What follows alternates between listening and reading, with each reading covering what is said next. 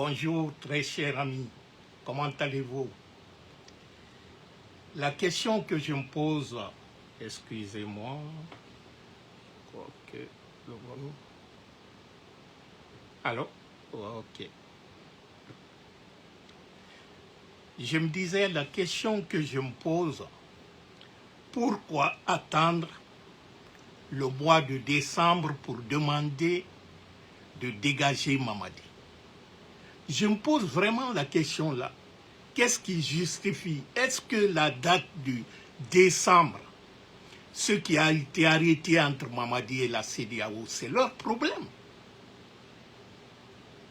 Mais comment est-ce qu'on peut se remettre sur une date qui ne signifie rien? Si on peut agir maintenant, pourquoi ne pas agir maintenant?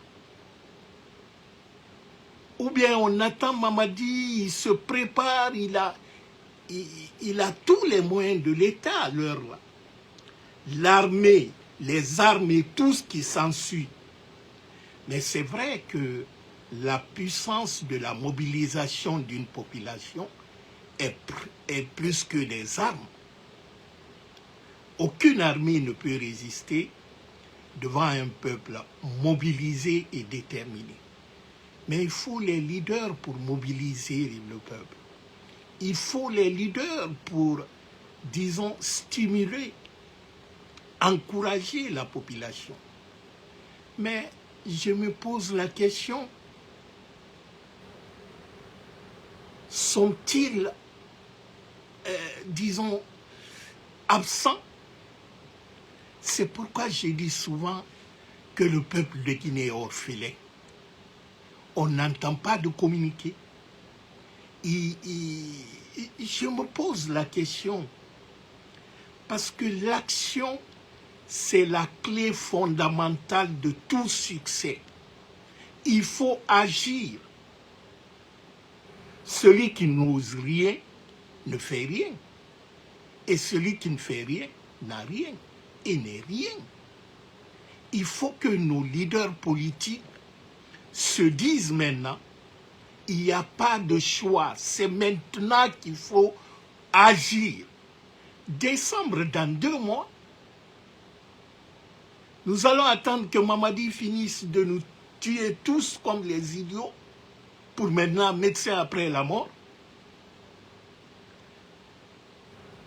Je crois que nos leaders politiques doivent avoir le courage de s'engager sincèrement à côté de ce peuple-là. Trop, c'est trop. Ce qui se passe aujourd'hui en Guinée, ça ne se passe nulle part ailleurs au monde. On a vu dans certains quartiers, la population commence à manifester contre ces chefs de quartier fantômes-là. Mais ils ne sont pas encouragés parce que les leaders politiques ne parlent pas. La société civile est résumée par quelques individus. Mamadi tue, il intimide, il fait tout, mais nos leaders politiques, même à l'étranger, ils ne font pas de communiqué, ils ne font pas d'animation. Un leader politique, sa première arme, c'est son discours politique. Même s'il n'est pas sur le terrain, mais avec son discours politique, ça peut encourager la population. Mais si vous laissez le terrain vide, Mamadi va occuper. Les mouvements qui forment là, les petits délinquants qui prennent par-ci, par-là, qui forment les mouvements de soutien, c'est parce qu'il n'y a personne devant. Aujourd'hui, les réseaux sociaux nous permettent d'être à Jakarta et agir au pôle Nord. Mais faudrait-il l'utiliser? Je souhaiterais vraiment que le président Alpha Condé et Cellou Dalein commencent à animer la population guinéenne. Parce que tout notre espoir, c'est les deux là. Tout le reste, c'est la pourriture. Je lisais même un des trucs de M. François Fall. Mais bon, vous savez, il y a des hommes de foi, c'est les circonstances qui fait que les gens arrivent à leur connaître, les découvrir.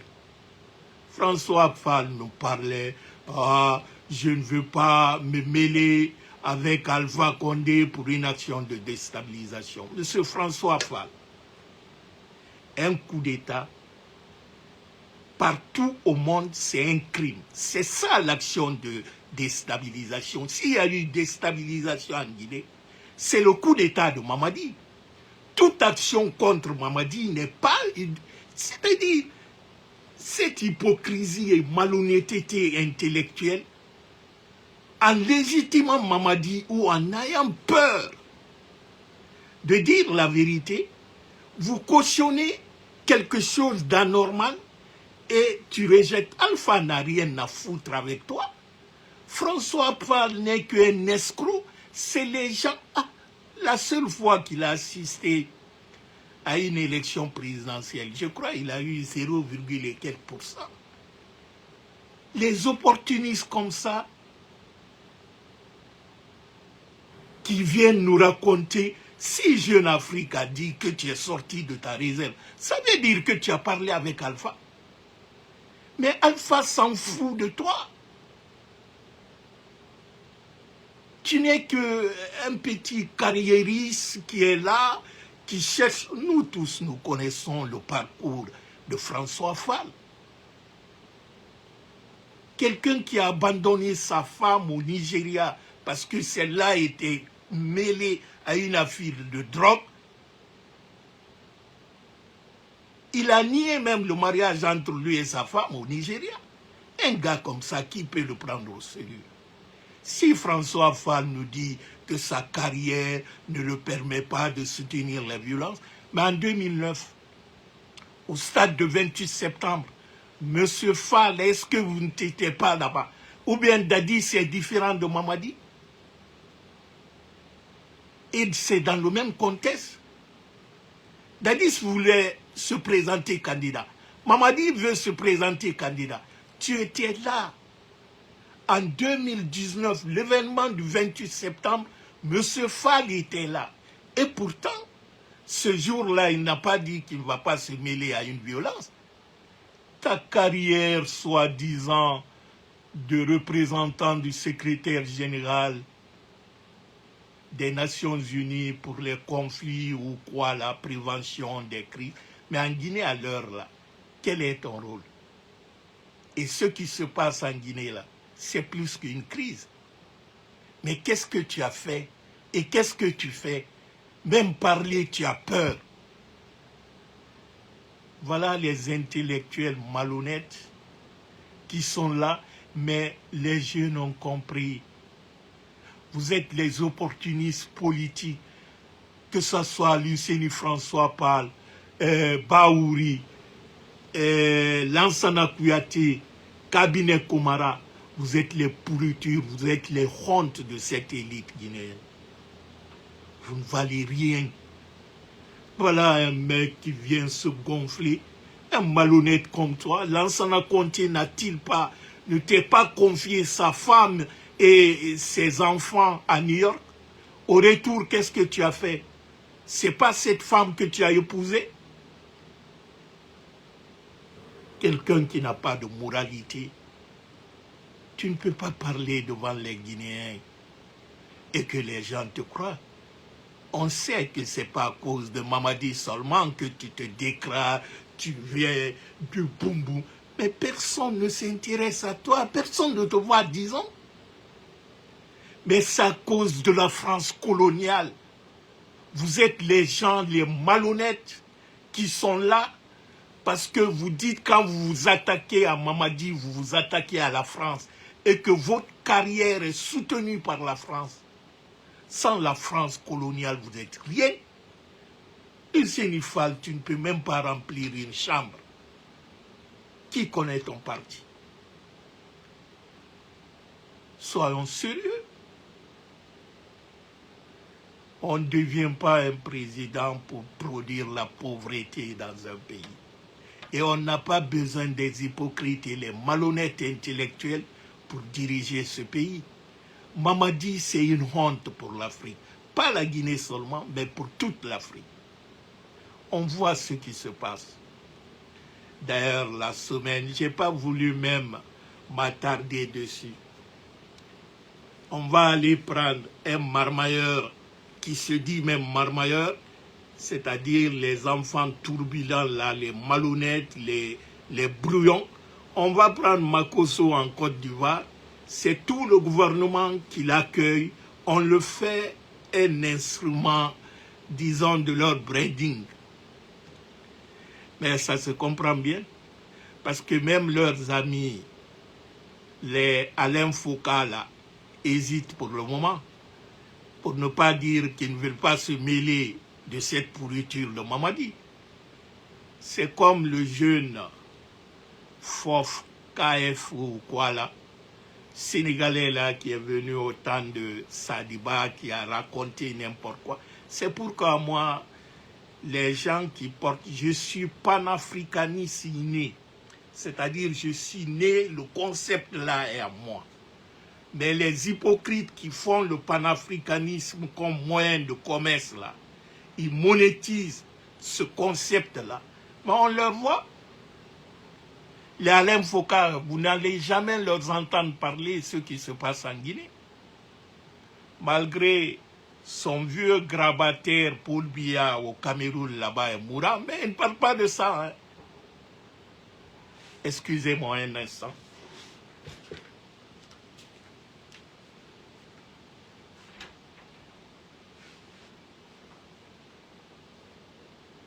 Salut, comment ça va? Merci. Merci, hein, bye. Ouais.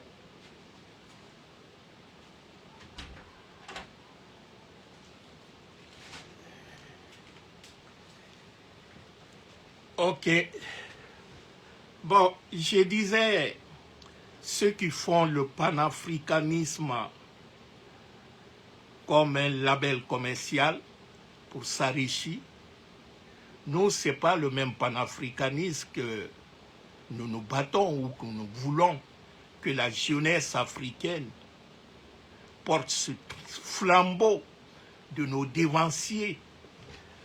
Parce que ça fait plus d'un siècle que le concept panafricain existe.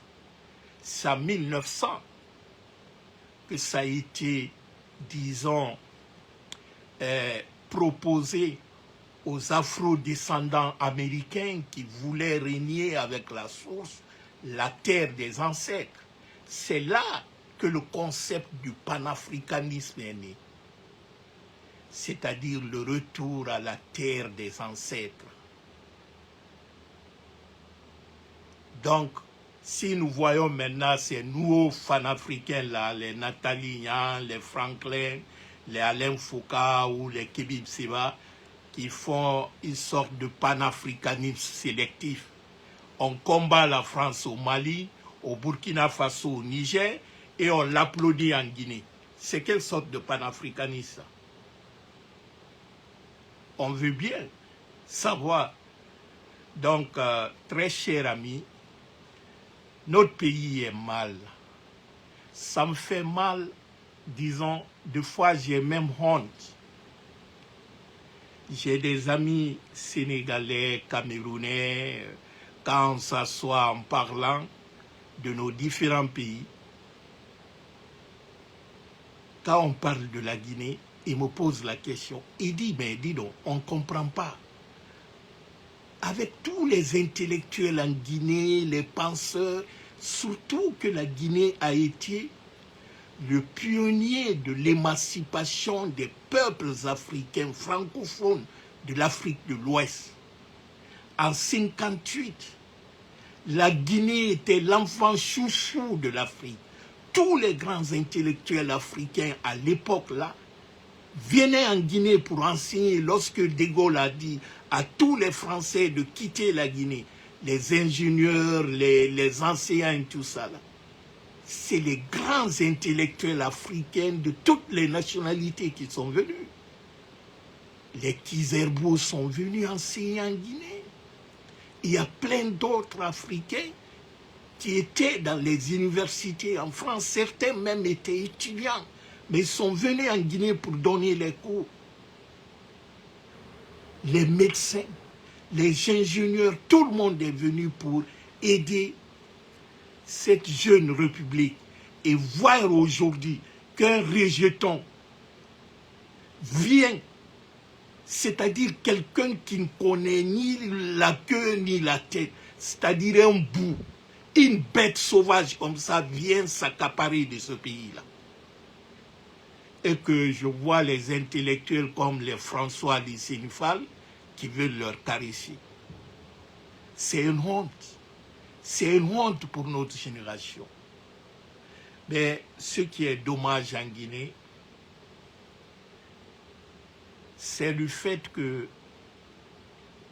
quand il y a un problème chez ton voisin, tu dis « Ah, c'est pas mon problème, en Itali. » C'est comme un ami qui me disait qu'après le 5 septembre, que lorsqu'on est venu arrêter les cadres du RPG, qu'il a dit « Je n'ai rien à dire. Je ne suis pas RPGiste. » Mais quand ils sont venus chercher quelqu'un maintenant qui fait UFDG en attaquant à la maison de Senghor et tout ça, qu'en ce moment, il a dit « Ah, maintenant ça me concerne. » C'est ça la réalité en Guinée. C'est-à-dire chacun rejette, il dit « Ah, c'est pas mon problème. » Ou bien ils disent « Moi, je ne fais pas la politique. » Mais soyons sérieux. Tout est géré par la politique en Guinée. De l'économie au social, c'est la politique qui est la base de toute action humaine en Guinée. Si tu ne te mêles pas de la politique va se mêler de tes activités. Il n'y a pas... C'est-à-dire, c'est l'État qui est le plus grand pourvoyeur de fonds en Guinée. Même les sociétés privées sont adossées à l'État. Quand cet État maintenant est mal géré, parce que il faut comprendre, l'État c'est toi, c'est moi, c'est l'autre, c'est nous tous qui font l'État. Mais quand l'État là est braqué, on a usurpé le pouvoir de l'État au service des groupes de bandits, on doit tous se révolter. On doit tous se révolter. Parce que c'est le bien commun que la personne utilise pour nous écraser. Mais regardez aujourd'hui, la pauvreté qui est en Guinée. Est-ce que les Guinéens ont vu ça les 20 dernières années, ce que nous vivons aujourd'hui? On ne devient pas un président pour produire la pauvreté dans le pays. Depuis que Mamadi est venu, le Guinéen s'est appauvri. Notre économie est complètement déstructurée. La vie sociale, même la vie familiale, la cellule familiale est dysfonctionnelle. Les enfants n'ont plus de respect envers leurs parents parce que le parent ne travaille plus, n'a rien à donner. Une petite fille sort de la maison. Durant 4 jours, il découche. Son père n'ose pas le parler. Il y a même dans les familles où le chef de famille, il dit à sa fille, Natoma, il faut sortir pour aller trouver du popote pour nous. C'est comme si tu poussais ta petite fille à la prostitution. Ça existe aujourd'hui en Guinée. Les foyers sont éclatés, les divorces, les enfants sont abandonnés. Ils vont mourir dans l'eau, dans l'océan. Tout le monde veut aller à l'extérieur. C'est parce que le pays, ça ne va pas. Le pays est devenu une plaque tournante de la drogue. Il y a un ami même qui me disait que la drogue qu'on appelle, je crois, j'ai oublié son nom, Dramadol ou quoi là, que la consommation est au top en Guinée à l'heure. Depuis que Mamadi est venu jusque maintenant, c'est plus de 5 tonnes de cocaïne qui a été saisie en Guinée.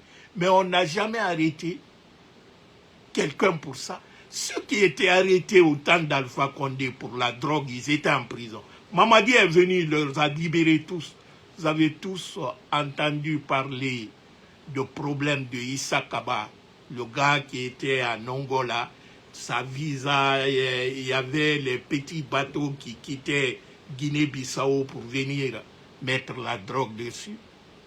Le groupe de Kegrou l'avait arrêté, tout le monde a vu ça à la télé. Et par après, il s'est barré, il a fui, il est parti au Mali. À Bamako, on est parti l'arrêter là-bas. Au temps d'Alpha, il était en prison. Il y avait une dame, Madame Diallo, qui était à la douane, qui a été arrêtée aussi, qui passait la drogue. On l'a mis.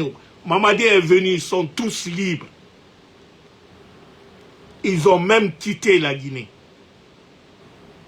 Comment comprendre ça? Aujourd'hui, beaucoup de jeunes filles guinéennes actuellement sont en prison au Maroc, à Dubaï, aux États-Unis, même en Europe. Ils ont transformé les petites filles comme les mules, c'est-à-dire les passeurs de drogue. Ils avalent ça.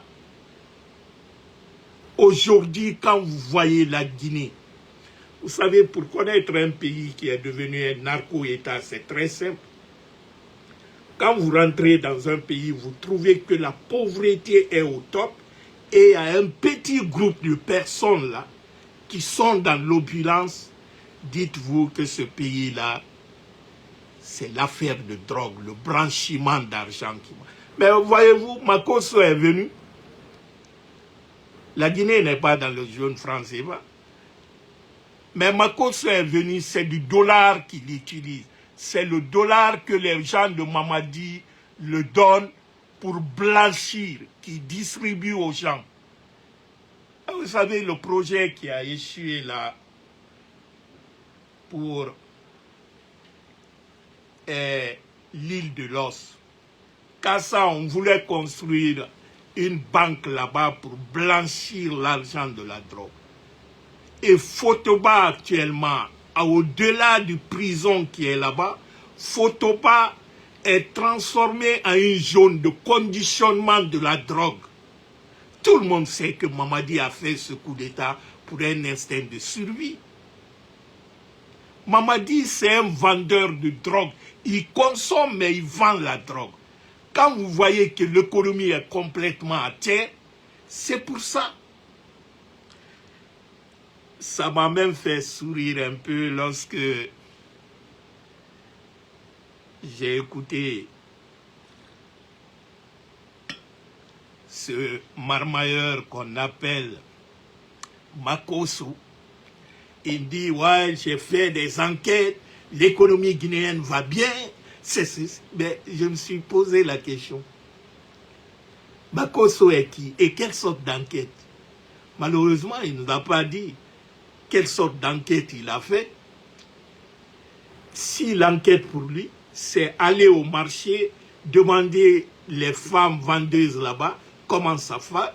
Je ne sais pas quelle sorte d'enquête parce que je ne vais pas quand même aller jusqu'à avoir le courage de l'attribuer, disons, les enquêtes plus poussées avec les critiques, comment les critères macroéconomiques, c'est-à-dire la croissance, c'est-à-dire essayer de voir le volume d'exportation ou l'inflation, tout ça c'est compliqué pour lui. Parce que Makosso n'est rien que un repris de justice, quelqu'un qui a fait la prison chez lui. Quelqu'un même qui dit qu'il est malhonnête, parce qu'un marmailleur c'est ça. Qui vient, qui nous parle de l'économie est bonne en Guinée et tout ça. C'est-à-dire, ça renvoie l'image d'un pays qui n'a plus de respect pour son peuple. Prendre les individus comme ça, les bons à rien comme ça, le faire un flambeau pour l'image du pays, ça salit plus le pays que ça ne valorise. Parce que ceux qui connaissent Makosso, j'ai un ami ivoirien là, il dit, mais Makosso est devenu une vedette chez vous là-bas. Il dit, nous en Côte d'Ivoire, on le prend comme un pasteur délinquant, quoi, qui parle problème de sexe, qui vend ses enfants, qui en fait... Lui-même, il se qualifie comme ça. Vous n'allez jamais voir un ministre Ivoirien s'affichait avec Makosso. Bon, on a vu en Guinée le Premier ministre, le ministre des Finances, celui de l'enseignement, je crois, supérieur ou technique, et d'autres dames ministres là. Mais je me suis posé la question, j'ai dit, c'est que les gens là n'ont rien à faire, quoi. Envoyé, mais bon, j'ai compris. Je me suis dit que ils veulent créer l'illusion que le pays est applaudi à l'extérieur. Mais pourtant, Makosso représente l'amusement. L'amusement et la légèreté. C'est ça, Makosso. Il n'y a rien de sérieux dans ce que Makosso dit. Mais si tu prends le porte-parole même du gouvernement, Ousmane Gawal, si je peux excuser Makosso, je ne connais pas son parcours académique, mais d'après ce que j'entends sur lui, c'est quelqu'un qui n'a pas un niveau universitaire, qui ne peut pas rentrer au fond des choses.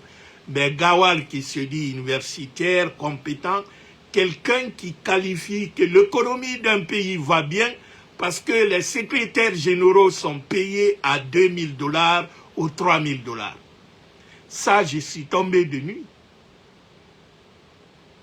Et Gawal, on n'a pas besoin d'être économiste pour dire que l'économie d'un pays va bien parce qu'un cadre supérieur ou les cadres supérieurs de l'État sont payés à tel. Mais les patrons du 440 en France, c'est les millions et des millions qui touchent par an.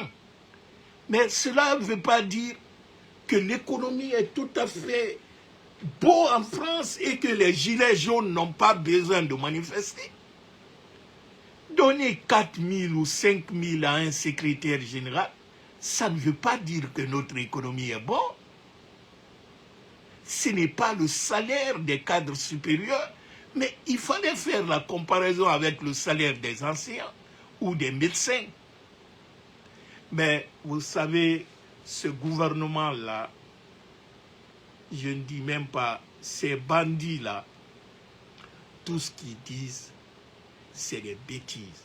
C'est-à-dire, c'est un groupe de délinquants. C'est pourquoi j'ai dit, la Guinée, il n'y a pas eu de coup d'État en Guinée, il y a eu un braquage du pays.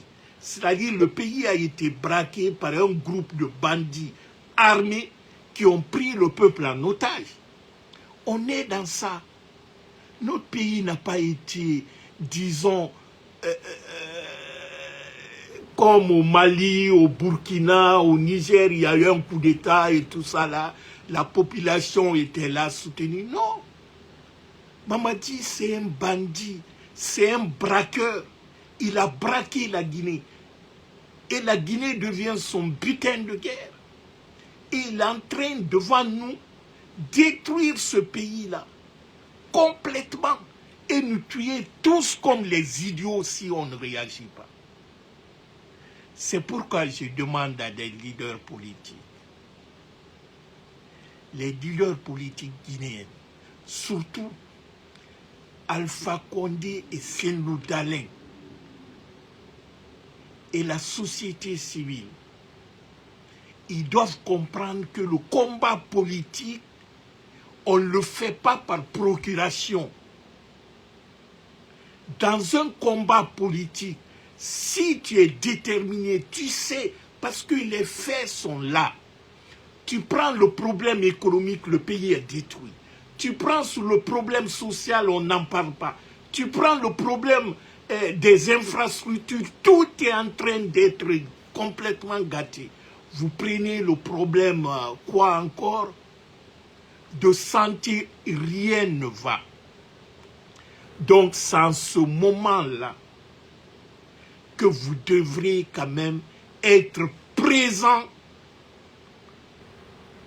dans les réseaux, c'est-à-dire parler. Un leader qui ne parle pas, il consent. Actuellement, Mamadi a toute la liberté. La communication que nous faisons, nous sommes trop petits dedans. Certes, on dit que toute communication est importante, quelle que soit l'échelle, que ce soit un individu ou quoi, c'est important. Si ça peut sensibiliser, conscientiser la population sur l'état de fait, parce que le mal d'un tyran, ce n'est pas seulement ce qu'il fait à la population, mais c'est le silence de ceux qui savent qui fait encore plus mal. La façon que Mamadi est en train de bâiller le pays. Si je vous dis que Simandou, dont on parle, Simandou 2040, vous savez, la convention minière sur Simandou qui a été faite au temps d'Alpha Condé était publique. Nous savons tous ce que la Guinée devrait gagner dedans. Nous savons aussi ce que les Chinois devraient gagner dedans. Mais Mamadi est venu, il a réactualisé cette convention. Aucun Guinéen ne sait quelles sont les clauses dans cette convention. J'ai un ami très proche du dossier qui m'a dit que le jour que le peuple de Guinée verra cette convention-là, ils vont mettre leurs mains sur la tête. Mamadi a dépouillé tout ce qui est retombé économique pour la Guinée. Mamadi a reparti ça entre Rio Tinto, les Chinois et les trucs là. Surtout la France. Mamadi il a dénaturé même le code minier guinéen. C'est pourquoi la réactualisation de cette convention-là, on ne l'a pas rendue publique, c'est tenu secret. Au temps d'Alpha Condé, toutes les conventions que la Guinée signait, c'était public. Il y avait le site du ministère des Mines, on publiait tous les contrats miniers. Mamadi est venu, il a annulé ça. ITE Guinée, ITE International, la Guinée est l'un des rares pays au monde qui publie tous ses contrats miniers sur son site. Et nous faisons partie de ITE International, c'est-à-dire c'est une organisation internationale qui fait le contrôle des pays, dans les pays qui ont les ressources minières. Ils contrôlent comment ces ressources minières sont exploitées, comment les contrats sont donnés. Et à chaque année, ils font un rapport dessus. Mamadi est venu, il a supprimé ITE Guinée. Depuis que Mamadi est venu, est-ce que vous avez vu un rapport d'ITE Guinée? C'est-à-dire, on déclare ce que vous produisez. C'est-à-dire, ce que les sociétés minières produisent, ce que l'État reçoit dedans et quel est l'impact sur la société. On ne sait rien. Aucun Guinéen ne sait à l'heure là où va nos recettes minières. Au temps d'Alpha Condé, c'était public, c'était connu par tout le monde. La Guinée était l'un des rares pays au monde qui publiait tous les contrats miniers sur son site. Même aux États-Unis ici, il y a des contrats top secrets, on ne publie pas. Mais la Guinée publiait tous ses contrats miniers. Ce qui appartient au peuple, la population doit être au courant. Ce n'est pas secret. Mamadi est venu, vous savez, dans Simandou, Mamadi a plus de 20% d'actions dedans. Pour lui, personnellement. Les 15% qu'on appelle les tickets d'entrée sur les mines, Mamadi a reparti ça. Si vous savez ce que ce bonhomme, la Guinée à l'heure là exporte au minimum 100 millions de tonnes de bauxite. Lorsqu'il faisait le coup d'État, on était à l'ordre de 80 millions de tonnes par an. Mais personne ne sait où va l'argent là. La bauxite qui sort en Guinée, c'est pour acheter les armements et construire des villas, acheter, ouvrir les comptes par-ci, par-là. Je vous dis, c'est-à-dire c'est du coutou-coutou dans le pays. Le bonhomme là est en train de détruire la Guinée. Donc, si j'entends ces intellectuels malhonnêtes comme les François Viceni Fall qui veut légitimer un coup d'État contre Mamadi, c'est-à-dire de voir même, ça me fait rire, quelqu'un qui a fait un coup d'État. Est-ce que ce n'est pas lui qui a déstabilisé le pays? C'est-à-dire, tu as fait un coup d'État contre un président démocratiquement élu. Et si ce président démocratiquement élu revient pour reprendre son pouvoir entre les deux, qui est en train de faire une action de déstabilisation?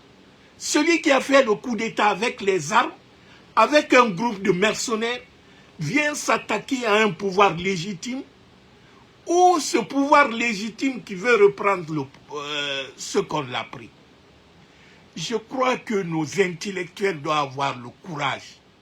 Un coup d'État militaire partout au monde, c'est un crime. Par définition, un coup d'État, c'est prendre les armes pour venir arracher un pouvoir légitime par la force des armes. C'est ça un coup d'État. Donc, un coup d'État nulle part au monde ne garantit la stabilité ni même le développement dans le pays. Vous avez vu ça où? Un coup d'État crée l'instabilité. Si vous voyez aujourd'hui que la Guinée, même il y a 2 ou 3 jours, j'entendais que à Koya, on fouillait les véhicules. Cette psychose-là, c'est les signes d'instabilité dans un pays. Quand le pays est instable, il y a ce qu'on appelle le réflexe complotiste, c'est-à-dire on a peur. Tout le temps, on dit « Ah, on va s'attaquer, c'est ceci, c'est cela ». L'insécurité que les gens vivent aujourd'hui en Guinée, c'est les signes d'instabilité. Aucun investisseur ne viendrait investir dans un pays instable, dans un pays où il y a l'insécurité. Les enlèvements qu'on entend, comment il s'appelle, le secrétaire, l'ex-secrétaire général, excusez-moi,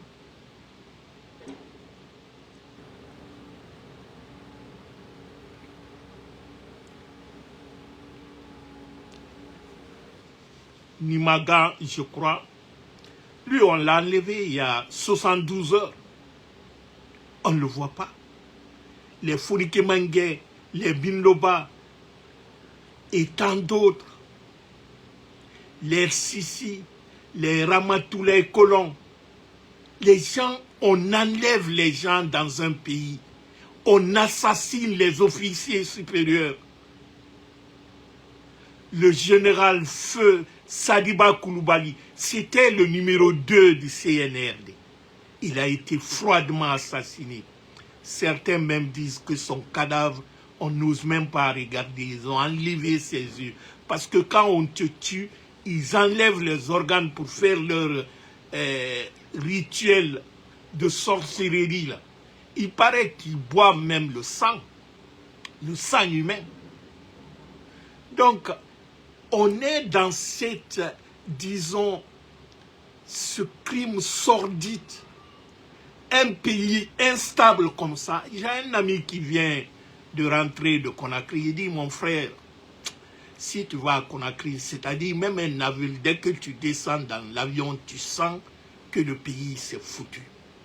Il dit, à l'aéroport, tu vois les militaires en armes qui sont là, ils circulent. Mais tu as peur. Que tu sors dehors, les barrages partout, où tu vois un convoi de militaires et que le bandit Mamadi circule, ils prennent sens contraire. Les girafales là, ça crie partout. C'est-à-dire que le pays est abandonné, qu'il n'y a plus d'État. C'est-à-dire la pagaille totale. Et François Fall, je crois que tu es à Conakry et tu vois tout ça. Mais bon, vous savez, j'ai même appris que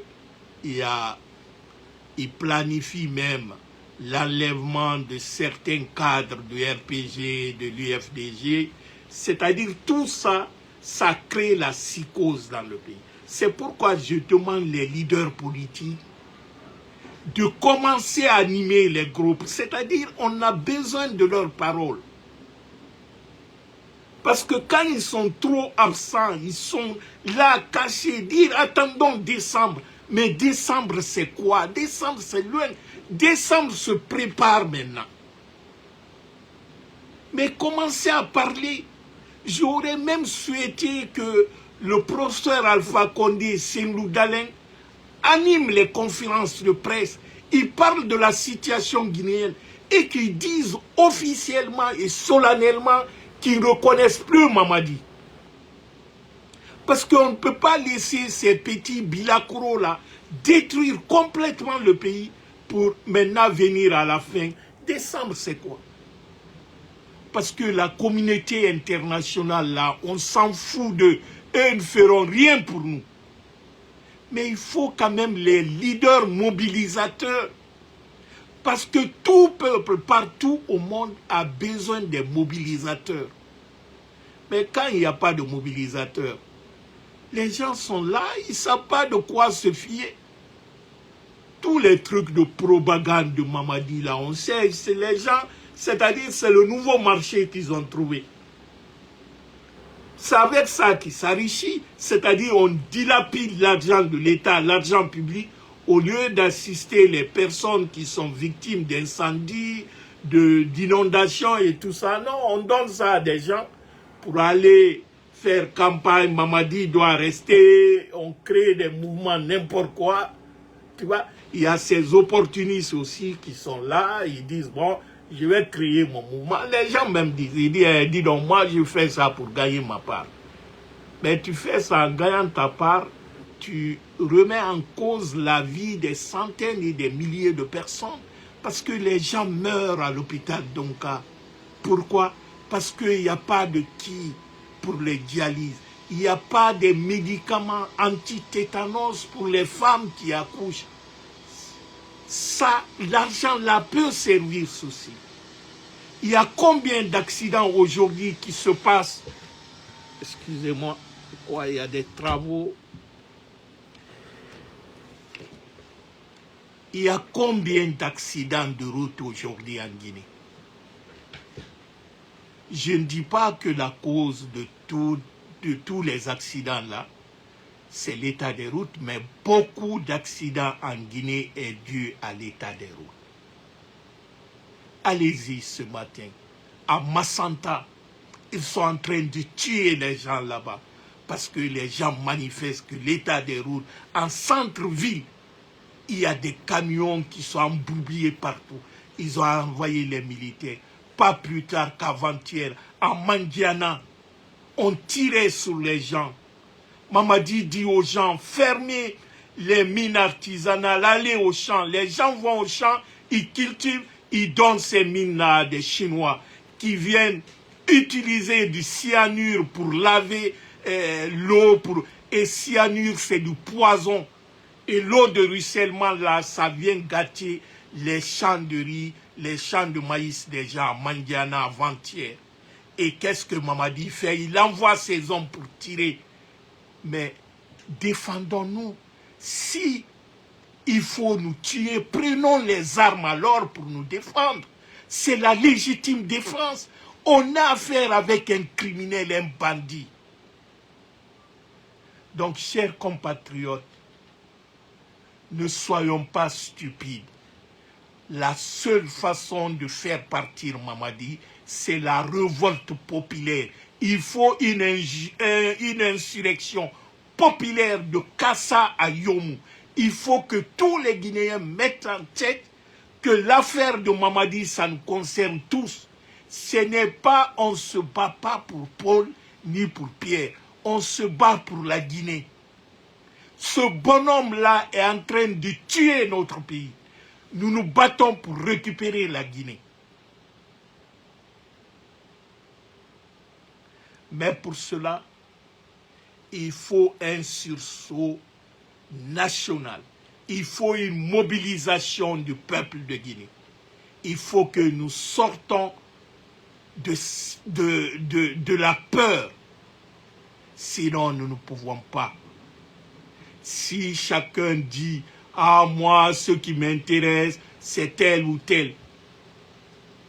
Ça ne peut pas aller. Certes, nous savons qu'il y a beaucoup d'hypocrites entre nous. Ils ont un pied dedans, un pied dehors. D'ailleurs, je me pose la question. Où sont passées les associations guinéennes ou internationales des droits de l'homme qui épinglaient chaque fois le régime d'Alpha Condé? On se souvient encore le rapport en charge de l'Amnesty International, des Reporters sans frontières, de, je ne sais pas, OGHE de Guinée, là, de droits de l'homme, qui disait qu'il y avait la dictature, il y a des pertes d'envie humaine. Mais où sont-ils aujourd'hui? Il y avait ces multitudes d'associations ou d'organisations de droits de l'homme qui ont tous disparu comme par magie. Parce que nous savons, ils étaient financés par la France coloniale. Ils étaient financés pour dénigrer le régime d'Alpha Condé. Mais depuis lors, le financeur est devenu le bourreau. Donc il dit, je ne vais plus vous donner du financement. Parce que quand je vous donne les financements, vous allez parler mal de moi. En réalité, ces organisations dites défense des droits de l'homme, c'était les outils de salissage, c'était les outils de dénigrement du professeur Alpha Condé. Mais aujourd'hui, ils sont miettes comme les crapes. Malgré les horreurs et les crimes à domino qui se passent en Guinée à l'heure-là.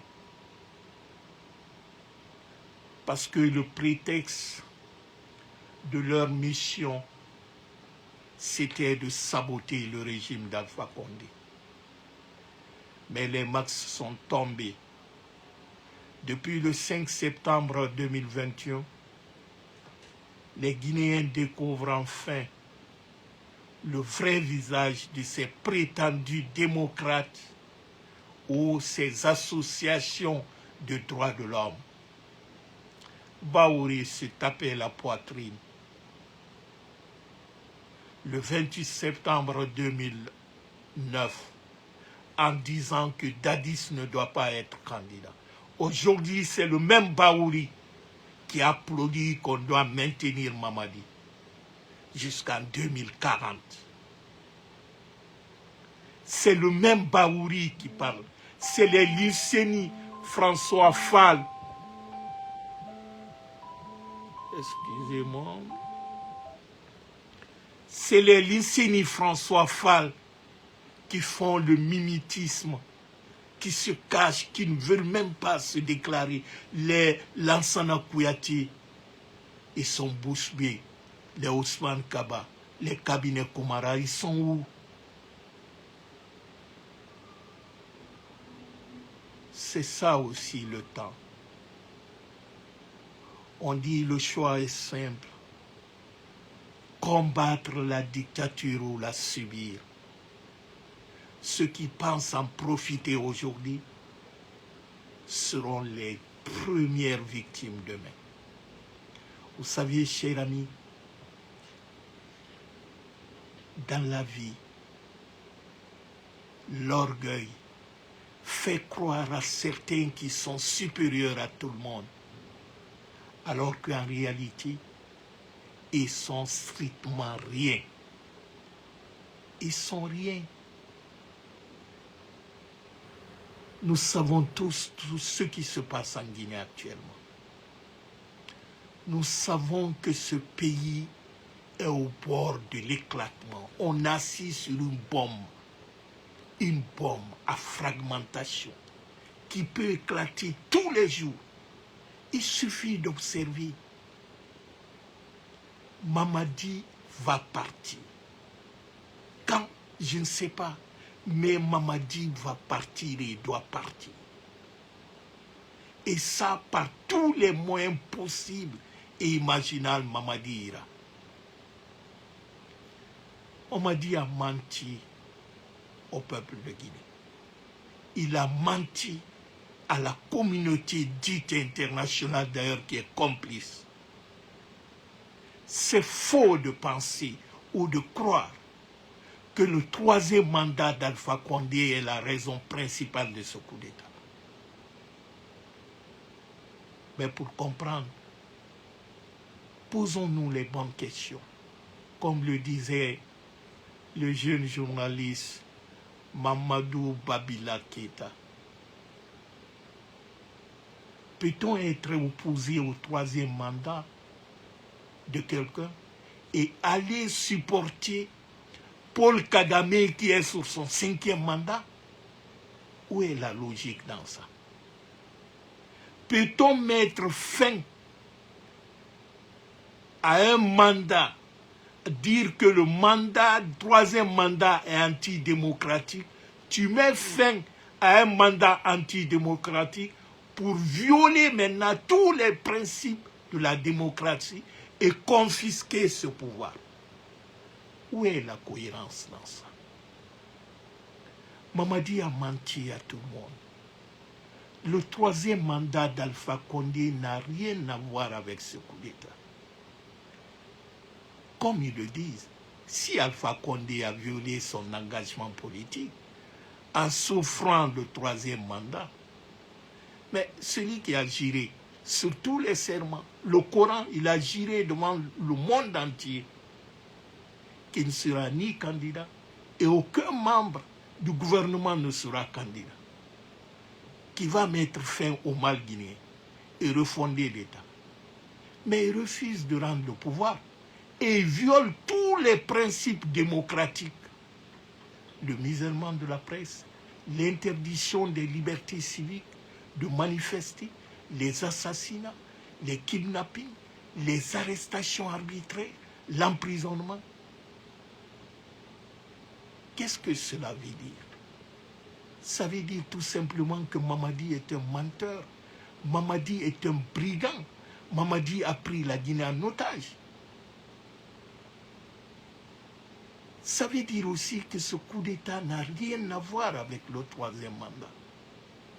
Mamadi a déclaré à plusieurs reprises qu'il va respecter ses engagements. Mais que c'est la promesse d'un soldat soi-disant. Mais il ne veut plus partir. Et il est en train de tuer les gens. Combien de personnes Mamadi a tué depuis qu'il est venu pour se maintenir au pouvoir? Et quand il tue, il fait disparaître les corps. Mais soyons sérieux. Soyons sérieux. Ce pays est dans la main des brigands. Ce pays est dans la main des assassins. Nous sommes pris tous en otage. Actuellement, le peuple de Guinée est pris en otage. Mais malheureusement, le monde entier encore ne veut pas voir ça clair, surtout la France coloniale. Sinon, la Guinée, c'est un pays actuellement qui a besoin d'une assistance. Parce que le pays est dans la main d'un groupe de militaires, de délinquants, assassins, armés, qui traumatisent la population, qui appauvrit le peuple, qui tue, qui kidnapping, qui met en prison. La Guinée est pire que le Corée du Nord à l'heure là. Mais comme je disais au départ, on doit se mobiliser. Parce qu'un peuple qui se mobilise est plus fort que tout. Aucune armée au monde ne peut résister face à un peuple debout, déterminé à se libérer de la dictature d'un tyran. N'attendons pas d'être victimes d'une injustice pour prendre conscience de la nécessité de défendre le droit de ton voisin. Ne dis pas à Nao Tagui, c'est votre problème parce que ce n'est pas devant ta porte. Nous serons tous victimes si on ne se lève pas contre ce badaud. Mamadi, c'est un criminel, sans foi ni loi. La prison qui veut nous enfermer, de l'intimidation, déchirons. Coupons cette corde, cette chaîne qui est la peur, parce que la peur, c'est la plus grande prison du monde. Tant qu'on a peur, on ne pourra pas affronter ces bandits. Il est temps d'affronter cette peur-là.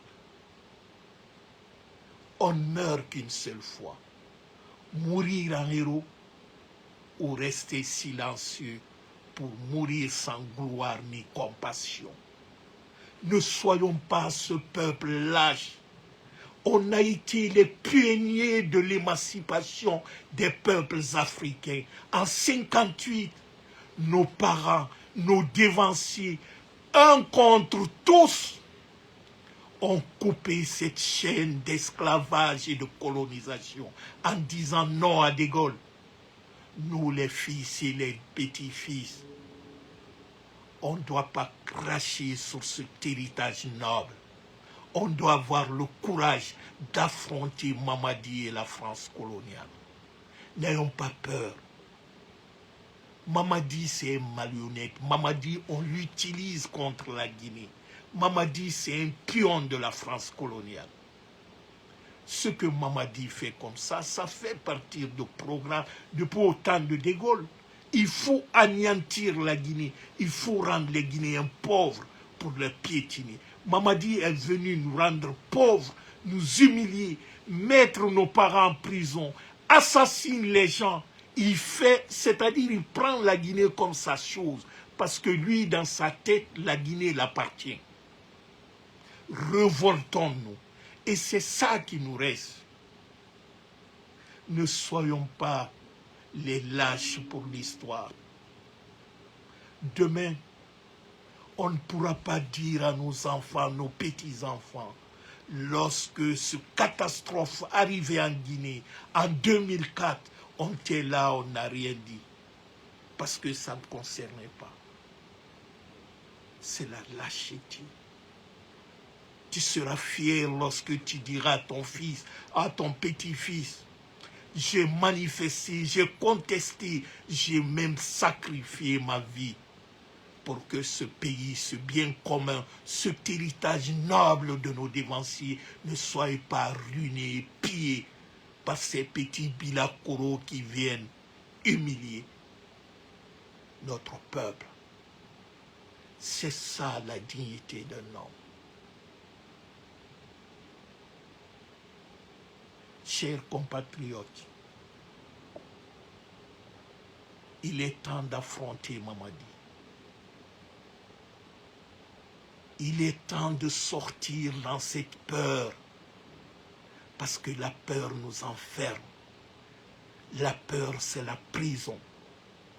Prenons courage, parce que le pays, là, la Guinée, Soko, Mamadi va partir.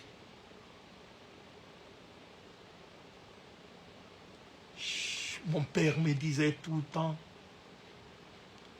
il dit, préoccupe beaucoup de ta conscience. Ne te préoccupe pas de ta liberté ou de ta réputation. Parce que ta conscience, c'est ce que tu es. Et tu peux tout perdre dans la vie. Mais avec ta conscience, quand tu agis avec dignité, ça t'accompagnera pour le reste de ta vie. Et c'est tes progénitures, tes enfants, qui auront la fierté de porter ton nom. Parce que la réputation et l'indignité de profiter d'une situation éphémère, généralement, ça ne se finit pas bien. Parce que tu le fais pour les autres ou tu le fais par intérêt. Ça ne va pas rester dans l'histoire. Mais c'est les actes dignes qui sont inscrits sur le marbre. Et cette dignité, on l'a héritée de nos dévanciers. On ne doit pas trahir ce slogan d'Ahmed Sékou Touré qui disait « Tous les impérialistes trouveront leur tombeau en Guinée. La France coloniale trouvera son tombeau en Guinée. Mamadi, qui est leur pion, il trouvera son tombeau en Guinée. » Mais pour cela, il faut que nous nous levons maintenant. Il n'y a plus de temps à perdre. Décembre, c'est loin. Agissons maintenant et tout de suite. C'est maintenant qu'il faut commencer. Chers compatriotes, c'est sur ce mot que je vais vous laisser. J'ai mal. J'ai mal pour notre pays. Je pleure. Je pleure cette nation qui m'a vu naître.